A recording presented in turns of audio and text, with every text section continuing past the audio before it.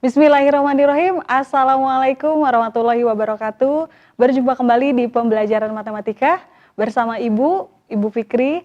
Kali ini kita akan membahas beberapa materi. Yang pertama ada materi aritmatika sosial, di mana di dalamnya nanti kita akan membahas mengenai untung, rugi, persentase untung dan rugi, diskon, neto, bruto, tara, dan bunga tunggal. Kemudian nanti akan dilanjutkan di materi garis dan sudut. Penasaran kan?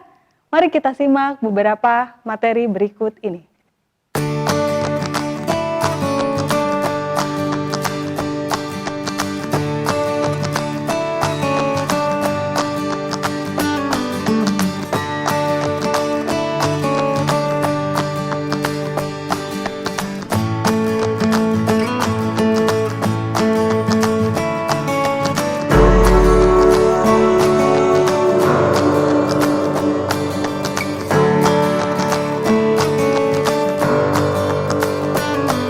Yang akan kita bahas pertama di aritmatika sosial adalah mengenai keuntungan dan kerugian. Dikatakan untung jika harga jual lebih besar dari harga beli. Kemudian dikatakan rugi jika harga jual lebih kecil dari harga beli. Oke, di sini ada contoh, misalkan harga belinya yaitu seharga 56.000. Kemudian harga jualnya seharga 60.000. Bisa kita lihat dalam kejadian ini bahwa harga jualnya lebih besar daripada harga beli. Maka kejadian ini disebut untung, di mana untungnya sebesar Rp4.000. Oke, selanjutnya jika diketahui harga belinya seharga 50.000, kemudian harga jualnya seharga 40.000. Nah, bisa kita lihat bahwa harga jualnya lebih kecil dari harga beli, sehingga kejadian ini bisa kita sebut rugi, di mana kerugiannya sebesar 10.000. Adapun untuk persentase untung dan rugi, bisa kita lihat di sini, untuk mencari persentase untung adalah harga jual dikurangi harga beli, atau di sini kita bisa cari adalah untungnya, besar untungnya berapa, kemudian kita bagi harga beli dikali 100%. Nah, bagaimana untuk persentase ruginya? Untuk persentase ruginya adalah harga beli dikurangi harga jual dibagi harga pembelian, kemudian dikali 100%. Atau bisa kita tuliskan di sininya adalah rugi. Jadi kita cari terlebih dahulu ruginya, kemudian rugi dibagi harga pembelian dikali 100%. Oke, untuk lebih jelasnya kita langsung saja ke contoh soal.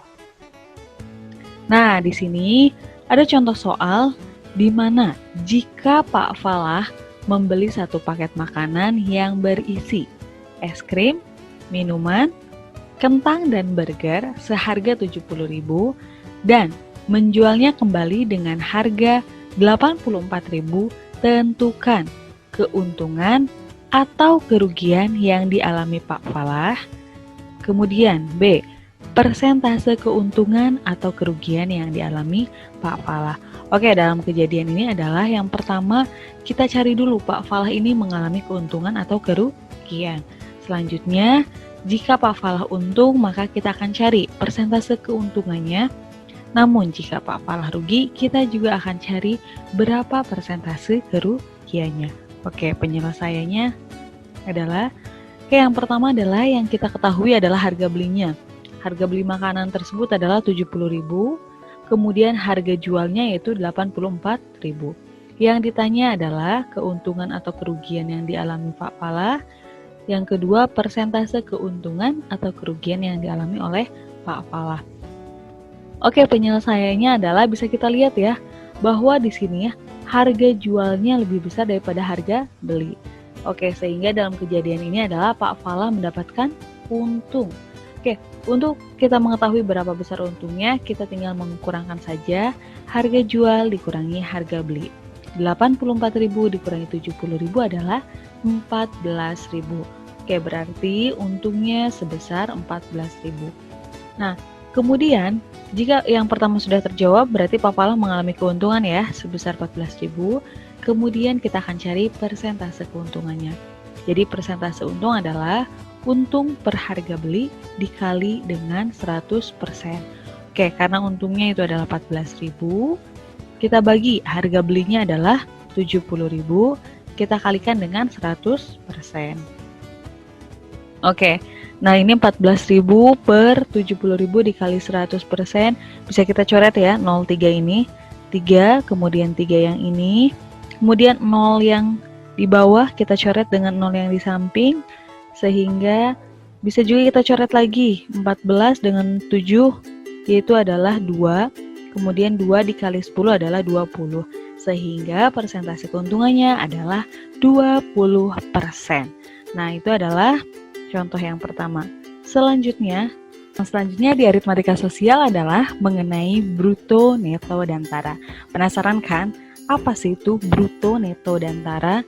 Oke, mungkin yang sudah familiar yaitu adalah mengenai neto ya.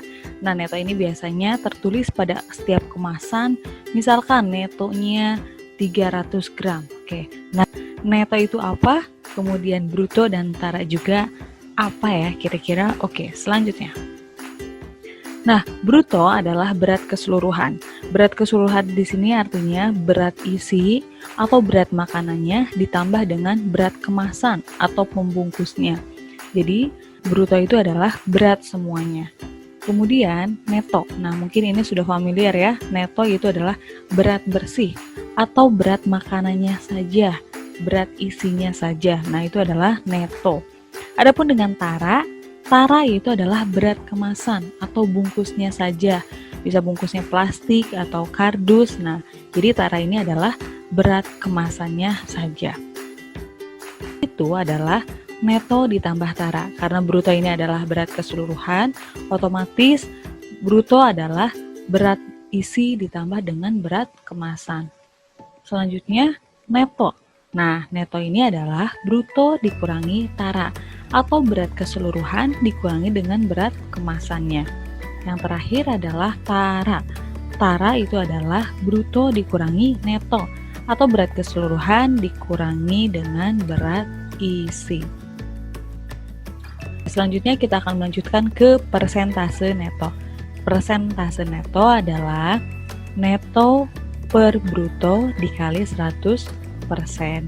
Kemudian untuk mencari persentase tara adalah tara per bruto dikali 100%. Nah, di sini kita akan langsung saja ke soal. Di sini contoh soalnya adalah Pak Faza membeli sekarung beras seberat 55 kg. Jika berat karung sebesar 0,5 kg, tentukan persentase neto dari beras tersebut. Nah, kita akan coba menjawab. Yang ditanyakan adalah persentase neto. Jika ditanyakan persentase neto, otomatis kita harus mengetahui terlebih dahulu netonya itu berapa. Nah, di sini diketahui ya, untuk mencari neto itu adalah bruto dikurangi tara. Brutonya 55 dikurangi taranya 0,5 kg. Sehingga 55 dikurangi 0,5 adalah 54,5 kg. Nah, kita sudah tahu ya berapa berat netonya. Selanjutnya kita akan mencari persentase neto. Oke, persentase netonya neto per bruto dikali 100%. Netonya 54,5, brutonya 55 dikali 100%. Oke, sehingga kita operasikan hasilnya adalah 99,09%. Nah, jadi bahasan selanjutnya mengenai diskon. Mungkin untuk diskon sudah sangat familiar ya, sering kita jumpai juga di beberapa tempat pembelanjaan seperti supermarket, mall, dan lain hal sebagainya. Oke, untuk diskon kita akan langsung ke contoh soal. Nah, di sini soalnya adalah Hurin membeli paket makanan seharga 100.000. Jika ia mendapatkan diskon sebesar 20% ditambah 10%, tentukan berapa harga paket makanan yang harus dibayar Hurin. Oke, kita akan langsung jawab. Nah, di sini karena Hurin itu mendapatkan potongan harga atau diskon sebesar 20%, artinya jika harga utuh itu kan 100% ya, karena dia mendapatkan potongan 20%, berarti harga yang harus dia bayar adalah sebesar 80% saja ya. Jadi 100% dikurangi 20%. jadi 80%. Sehingga kita bisa menjawabnya 100 dikali 80% atau 80 per 100. Oke, sehingga hasilnya adalah setelah dioperasikan sebesar 80.000. Itu untuk potongan yang pertama, yaitu sebesar 20%. Selanjutnya, untuk menjawab, karena dia mendapatkan 2 kali potongan, yaitu adalah 10%, maka yang kita gunakan adalah dari 80.000 ini. 80.000, kemudian dia mendapatkan potongan sebanyak 10%. Ingat ya, kalau harga normal atau utuh itu adalah 100%. Karena dia mendapatkan potongan 10%, sehingga yang harus ia bayar hanya 100% dikurangi 10%, yaitu 90%. Nah, jadi dari sini kita lanjutkan 80.000 dikali 90% atau 90 per 100. Ini bisa kita coret, nolnya 2, kemudian kita operasikan sehingga hasilnya adalah 72.000. Jadi harga paket makanan yang harus dibayar Hurin sebanyak 72.000. Oke, selanjutnya kita akan membahas mengenai bunga tunggal. Oke, bunga tunggal ini adalah memiliki rumus yaitu B sama dengan M kali W per 12 dikali P per 100.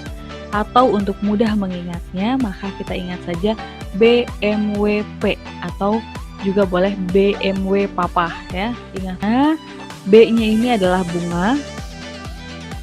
Kemudian M itu adalah modal atau tabungan awal. W-nya itu adalah waktu. Kenapa di sini W per 12? Yaitu karena 1 tahun itu ada 12 bulan. Sehingga di sini adalah W per 12.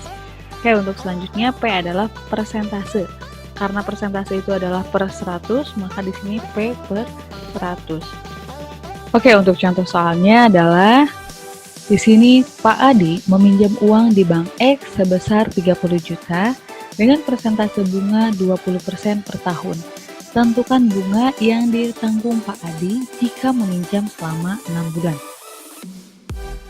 Kita tuliskan rumusnya adalah B sama dengan M kali W per 12 dikali P per 100.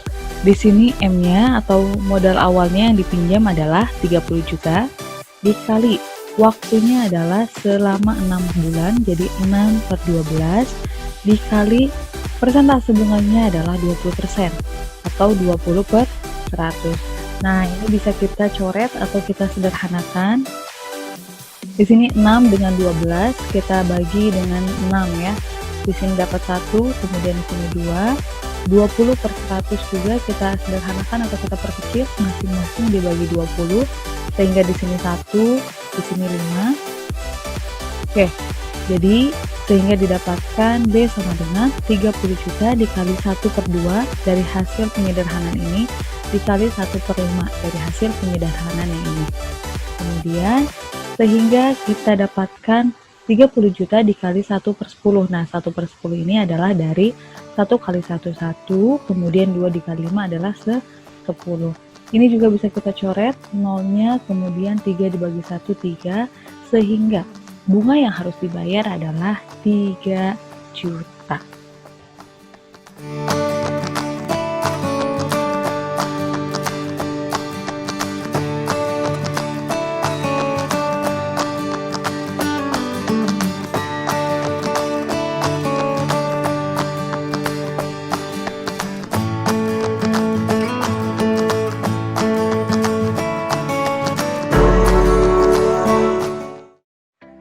Oke, untuk materi selanjutnya kita akan berlanjut ke materi garis dan sudut. Pembahasannya yaitu mengenai dua garis jajar yang dipotong oleh garis transversal.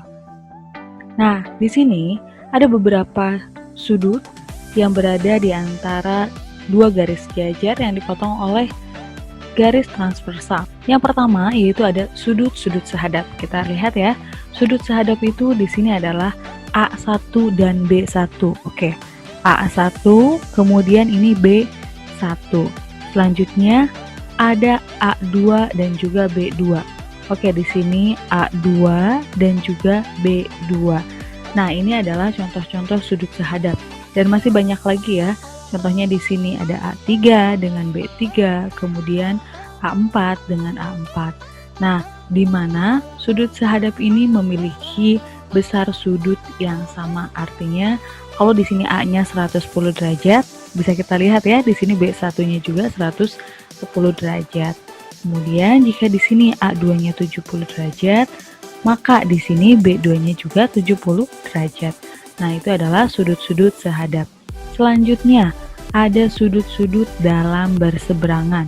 Oke, sudut-sudut dalam berseberangan ini contohnya A3 dengan B1.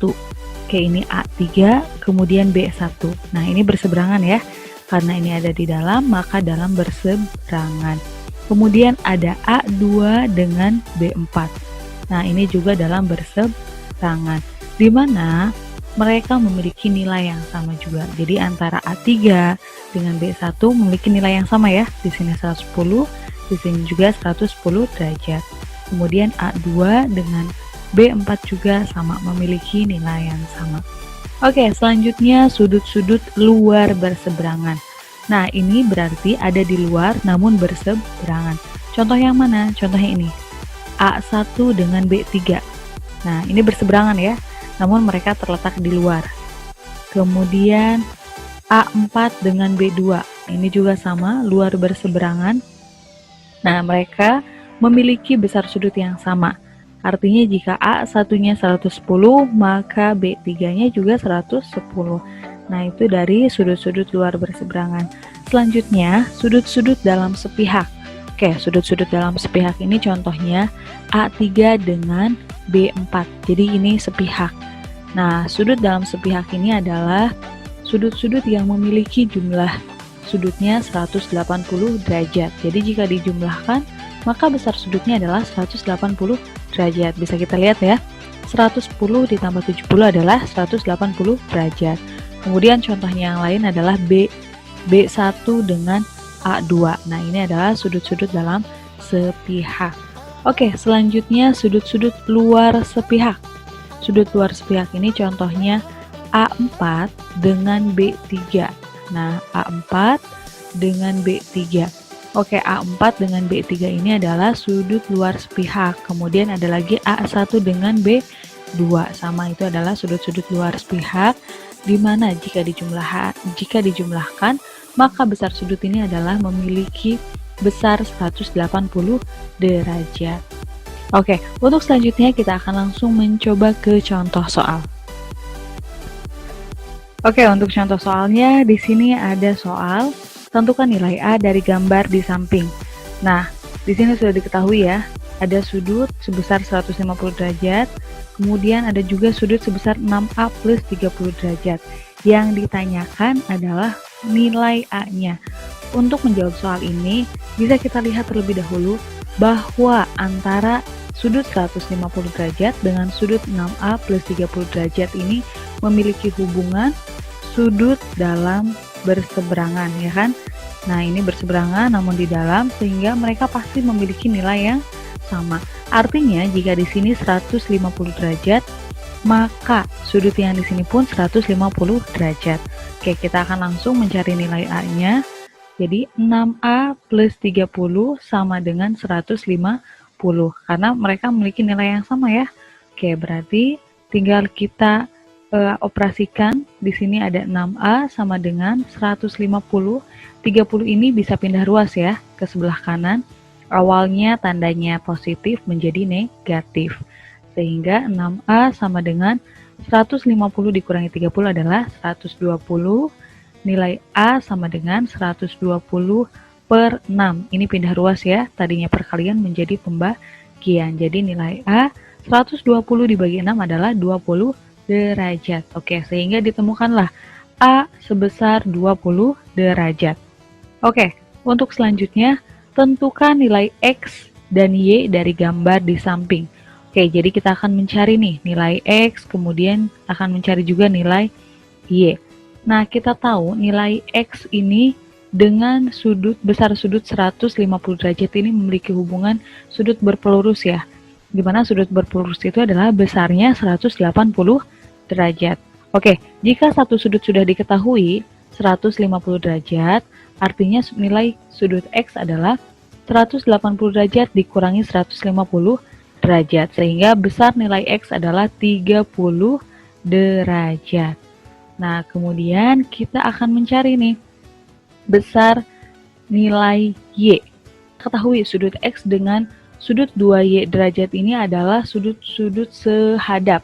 Oke, jadi pasti mereka memiliki nilai sudut yang sama. Jadi jika di sini 30 derajat, maka di sini pun pasti 30 derajat. Jadi bisa langsung kita operasikan. 2Y sama dengan 30 derajat. Y sama dengan, yang 2 ini bisa pindah ruas ke kanan, tadinya perkalian menjadi pembagian. 30 dibagi 2 sama dengan 15 derajat. Oke, sehingga didapatkanlah nilai Y 15 derajat. Oke, selanjutnya soal yang terakhir. Tentukan nilai X, Y, dan Z pada gambar di samping. Oke, nah di sini ada gambar, kemudian nanti kita akan mencari nih nilai X-nya, nilai Y, dan juga nilai Z. Oke, kita akan mulai dari mencari nilai X. Nah, di sini untuk mencari nilai X, kita perhatikan. Di depannya itu ada sudut ya. Nah, sudut ini kita tahu sebesar 80 derajat. Hubungan antara sudut 80 derajat dengan 4X derajat ini adalah sudut bertolak belakang, di mana sudut bertolak belakang itu adalah nilai sudutnya pasti akan sama. Jadi, jika di sini 80 derajat, maka sudut di sini pun sebesar 80 derajat. Sehingga kita bisa langsung operasikan 4X sama dengan 80 derajat. X sama dengan 4-nya pindah ruas, sehingga 80 dibagi 4 sama dengan 20 derajat. Oke, sudah ketemu ya nilai X-nya, yaitu 20 derajat. Oke, selanjutnya kita akan mencari sudut yang Z, sudut Z yang ini ya. Nah, untuk mencari sudut Z-nya, kita tahu hubungan antara sudut 4X derajat dengan sudut 4Z min 20 derajat, yaitu adalah sudut dalam sepihak, di mana dalam sepihak itu memiliki jumlah sudutnya itu 180 derajat.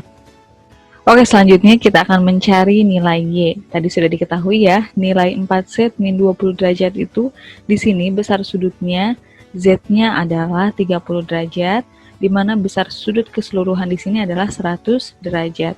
Nah, untuk mencari nilai Y, kita lihat dulu hubungan antara besar sudut 4Z min 20 derajat dengan Y plus 3 derajat ini adalah memiliki hubungan sudut bertolak belakang, sehingga kita memiliki besar sudut yang sama.